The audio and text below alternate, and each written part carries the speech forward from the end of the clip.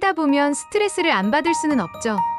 시험, 직장, 인간관계, 뭐 하나 만만한 게 없잖아요. 그런데 스트레스가 쌓이면 몸도 마음도 괜히 무거워지고 뭘 해도 재미없고 힘이 쭉 빠질 때가 많죠. 이런 상태가 오래 지속되면 진짜 안 좋잖아요. 그래서 스트레스를 건강하게 극복하는 방법, 특히 마음을 다스리는 법에 대해 이야기를 나눠보려고요. 사실 누구나 좀 더 여유 있게 살고 싶잖아요. 그럼 어떻게 할 수 있을지 얘기해 볼게요. 뻔한 이야기이고 다 알고 있는 이야기일 수도 있지만 실천하고 있는 분들은 많지 않을 거예요. 첫 번째로 추천하는 방법은 잠깐 멈추고 숨을 고르는 거예요.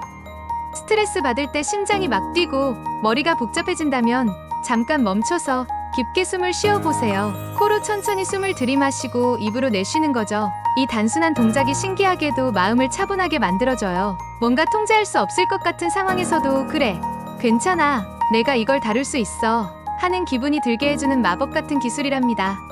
두 번째는 나를 알아주는 시간을 갖는 거예요. 자신한테 묻는 거죠. 지금 왜 이렇게 화나는 거야? 뭐가 나를 이렇게 힘들게 하는 거지? 라고요. 때론 이유 없이 답답할 때도 있지만 대부분은 마음속 어딘가에 원인이 있어요.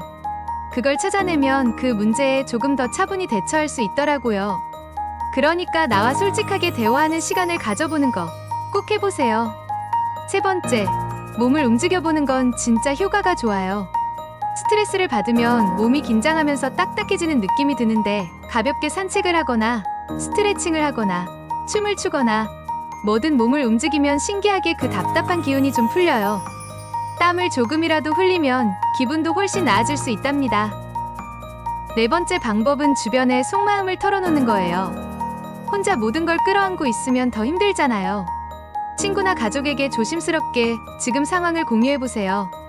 심지어 맥락 없이 불평만 해도 듣는 사람이 공감이라도 해주면 마음이 훨씬 가벼워질 때가 많아요.